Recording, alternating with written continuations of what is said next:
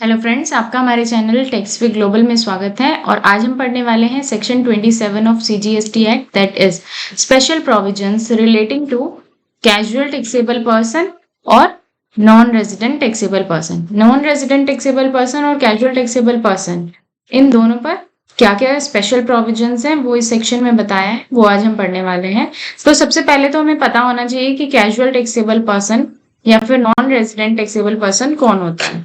तो एक बार हम डेफिनेशन देख लेते हैं। कैजुअल टैक्सेबल पर्सन कौन होता है? Casual taxable person means a person who occasionally undertake transaction involving supply of good और सर्विस और बोथ, मतलब गुड सप्लाई करे, सर्विस सप्लाई करे, या दोनों सप्लाई करे in the course of furtherance of business whether as principal agent और any other capacity, मतलब प्रिंसिपल एजेंट या किसी भी कैपेसिटी में वो सप्लाई कर रहा है गुड्स सर्विस या दोनों का, कैसे ओकेजनली ट्रांजैक्शंस कर रहा है इन अ स्टेट और union territory where he has no fix place of business, मतलब किसी भी स्टेट में उसका फिक्स प्लेस ऑफ बिजनेस नहीं है, एक स्टेट में फिक्स प्लेस ऑफ बिजनेस नहीं है और वहां पर वो टैक्सेबल जो सप्लाई कर रहा है गुड सर्विस या बोथ, तो वहां पर वो पर्सन जो है कैजुअल टैक्सेबल पर्सन कहलाएगा। जैसे कि मैंने आपको एग्जांपल दिया था कि ट्रेड फेयर में अगर कोई शॉप लगा रहा है, मान लो हरियाणा से एक शॉपकीपर है और वो ट्रेड फेयर में अपनी शॉप यहाँ दिल्ली लगाने आया है, तो दिल्ली में एज कैजुअल टैक्सेबल पर्सन वो कहलाएगा। तो नॉन रेजिडेंट टैक्सेबल पर्सन का भी देख लेते हैं क्या है।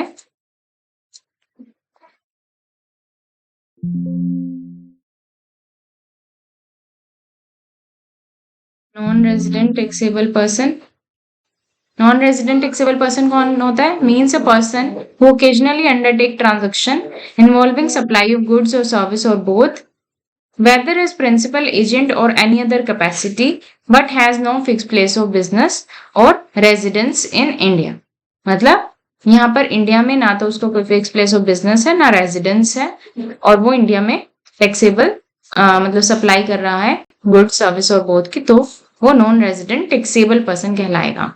तो इन दोनों के केस में क्या क्या प्रोविजंस हैं, स्पेशल प्रोविजंस क्या हैं इनसे रिलेटेड, वो एक बार पढ़ लेते हैं। सबसे पहले तो क्या है कि ये जो रजिस्ट्रेशन है, ठीक है, रजिस्ट्रेशन इनको जो है पहले अप्लाई करना होता है। बिजनेस ट्रांजैक्शन करने से पहले इनको 5 days बिफोर रजिस्ट्रेशन लेना होता है।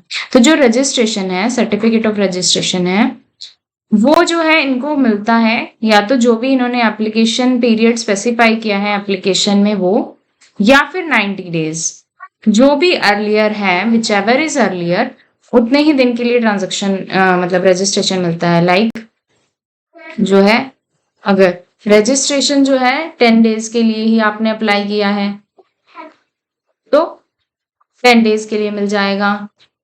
लेकिन अगर आप मैक्सिमम टू मैक्सिमम कितना एप्लीकेशन डाल सकते हो, मतलब 90 days तक के लिए ले सकते हो। लेकिन प्रोवाइडेड है, प्रोवाइजो है इसका क्या है, अदरवाइज मतलब मैक्सिमम जो है 90 days है रजिस्ट्रेशन। लेकिन एक जो प्रोवाइजो है, प्रोवाइजो क्या कहता है कि proper officer on sufficient cause being shown by the taxable person extend the said period of 90 days by a further period not exceeding 90 days, मतलब 90 days का ले लिया था फिर उसके बाद फर्दर एक्सटेंड कराना है तो फर्दर भी आप मैक्सिमम 90 days तक ही एक्सटेंशन ले सकते हैं। ठीक है, अब क्लॉज सबसेक्शन 2 क्या कहता है? सबसेक्शन 2 कहता है कि जो कैजुअल टैक्सेबल पर्सन है या नॉन रेजिडेंट टैक्सेबल पर्सन है, जब वो एप्लीकेशन सबमिट कर रहा है रजिस्ट्रेशन की, तो उसको एक एडवांस डिपॉजिट करना है टैक्स का of amount equivalent to the estimated tax liability of such person for the period for which the registration is sold.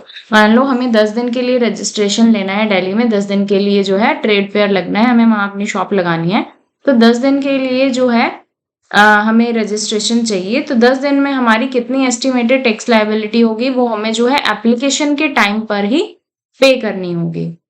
और अगर प्रोवाइजो क्या कहता है, जहां एक्सटेंशन अगर आपने ली है जैसे सबसेक्शन 1 में, then such taxable person shall deposit on additional amount of tax equivalent to the estimated tax liability of such person for the period for which extension is सोड।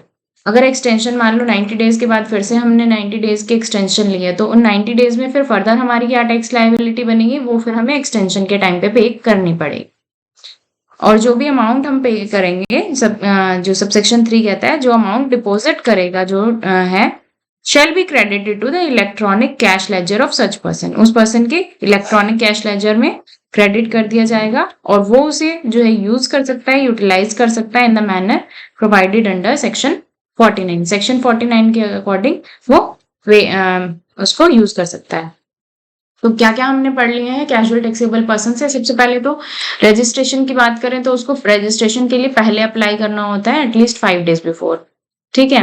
और जो वो मैक्सिमम रजिस्ट्रेशन ले सकता है वो 90 days plus further extension of 90 days, इतना ही उसको as casual taxable person registration मिल सकता है। दूसरा, रजिस्ट्रेशन से पहले जो है उसको अपनी जो भी एस्टिमेटेड टैक्स लायबिलिटी है फॉर दैट पीरियड वो पे करनी है रजिस्ट्रेशन के टाइम पे, एप्लीकेशन के टाइम पे जब सबमिट की है। और एक्सटेंशन के टाइम पे भी अगर एक्सटेंशन जितने दिनों के लिए रह रहे हो तो फॉर दैट पीरियड भी हमें एक्सटेंशन की जो एप्लीकेशन देंगे तब हमें जीएसटी लायबिलिटी पे करनी होगी। जो भी अमाउंट पे किया जाएगा वो इलेक्ट्रॉनिक क्रेडिट लेजर में, कैश लेजर में क्रेडिट कर दिया जाएगा और उसको जो है such person can utilize as per the section 49 के अकॉर्डिंग वो उसे यूज कर सकता है। तो ये हमने पूरा सेक्शन 27 कवर कर लिया है। अगर आपको वीडियो अच्छी लगी है, कंसेप्ट क्लियर हुआ है, तो आप इसे लाइक जरूर कीजिएगा और हमारे चैनल टेक्स विद ग्लोबल को सब्सक्राइब कर लीजिए। Thank you friends.